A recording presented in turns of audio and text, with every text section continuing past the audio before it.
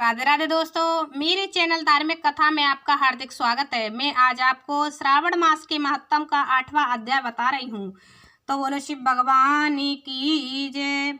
ईश्वर ने कहा, सनत कुमार, अब मैं आपसे पाप को नाश करने वाले बुद्ध तथा बृहस्पति व्रत को कहूँगा, जिसे श्रद्धा के साथ करके प्राणी उत्तम सिद्धि प्राप्त करता है। ब्रह्मा ने इंद्र को ब्राह्मण के राज आसन पर अभिषिक्त किया। किसी काल में चंद्रमा ने श्री बृहस्पति की तारा नाम वाली पत्नी को देखा। वह रूप यौवन संपन्न लावण्य मद गर्वित देख उसके रूप पर मोहित हो गया, काम बाण के वश में हो गया।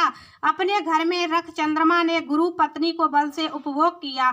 इस प्रकार बहुत काल बीत जाने पर उसके एक पुत्र हुआ। वह विद्वान, रूपशाली, सर्व लक्षणों से युक्त बुद्ध नाम से प्रसिद्ध था। बृहस्पति अपनी स्त्री को खोजते हुए चंद्रमा के घर में गए। चंद्रमा से कहा, मेरी पत्नी दे दो। गुरु की स्त्री के साथ तुमने कैसे गमन किया? गुरु, तलप पाप से तेरा कैसे छुटकारा होगा? इस बड़े पाप के संयोग में तुम्हारी कैसे बुद्धि हुई?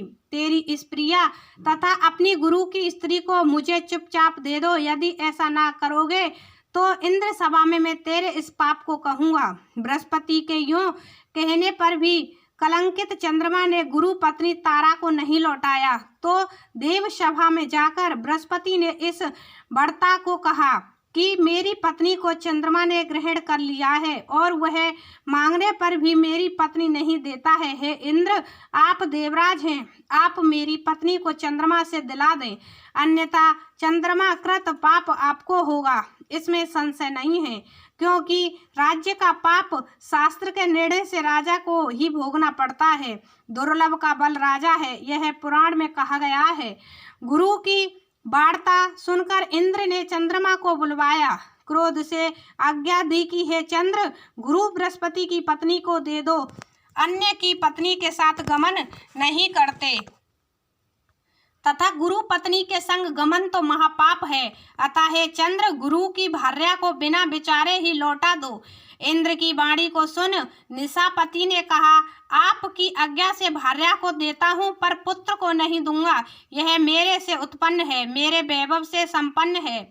इस बात पर बृहस्पति ने कहा कि यह पुत्र मेरे से उत्पन्न है। इसमें देवतागण को संशय उत्पन्न हो गया। इस देवताओं ने यह विचार, किसके शरीर से पुत्र पैदा है, इस वार्ता को माता जानती हैं। देवताओं ने बृहस्पति की पत्नी तारा से पूछा, किसके द्वारा गर्भ है? हे कल्याणी, सत्य कहना, तुम मिथ्या वाणी मत कहना।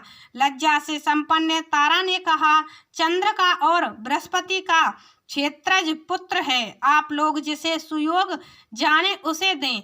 ऐसी वाणी सुन देवताओं ने शास्त्र से विचार कर उस बुद्ध लड़के को चंद्रमा को दिया। इससे गुरु को खिन्न देख देवों ने दोनों को वर दिया। चंद्रमा से कहा कि हे चंद्र, तुम घर जाओ, यह पुत्र तुम्हारा है। चंद्रमा तथा बृहस्पति पुत्र यह ग्रह होगा।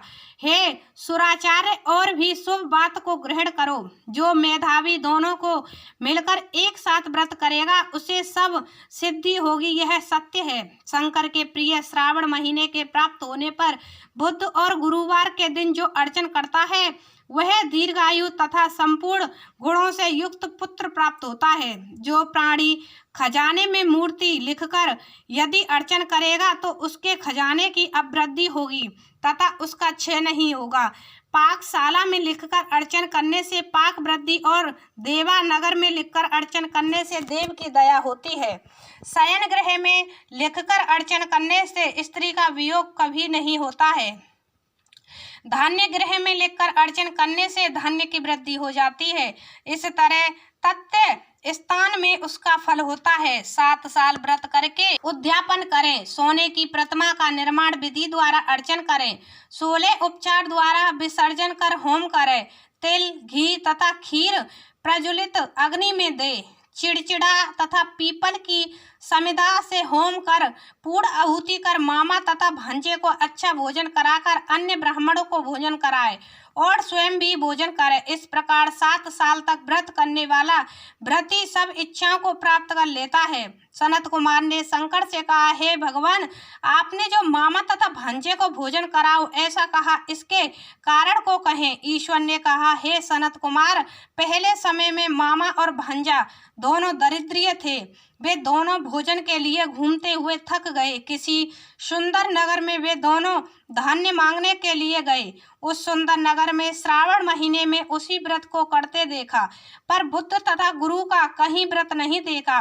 उस समय उन लोगों ने बहुत काल तक आपस में विचार किया कि सब जगह सूर्य तथा अन्य वारों का व्रत देखने में कहीं नहीं आया, अतः हम दोनों बुद्ध तथा गुरु व्रत करें, क्योंकि किसी ने इस व्रत को नहीं किया। अतः यह अमुच्छिष्ट व्रत है, इसे सादर करें। पर व्रत विधान न जानने से फिर दोनों संशय में हो गए। तब उसी रात में उन दोनों को स्वप्न में विधि ज्ञात हुई। स्वप्न से ज्ञात विधि द्वारा व्रत को दोनों ने किया तथा बड़ी संपत्ति प्राप्त की। वह ऐश्वर्य दिन बढ़ता नजर आने लगा। इस प्रकार 7 साल तक व्रत कर वे पुत्र पौत्र आदि से संपन्न हो गए। प्रत्यक्ष हो बुद्ध तथा गुरु ने उन दोनों को वर दिया कि आप लोगों ने हमारे व्रत का सुविचार किया, अतः आज से इस शुभ व्रत को जो करेगा वह निश्चय मामा तथा भांजे को भोजन करावेगा। तो यह अध्याय समाप्त हुआ। तो बोलो शिव भगवान की जय।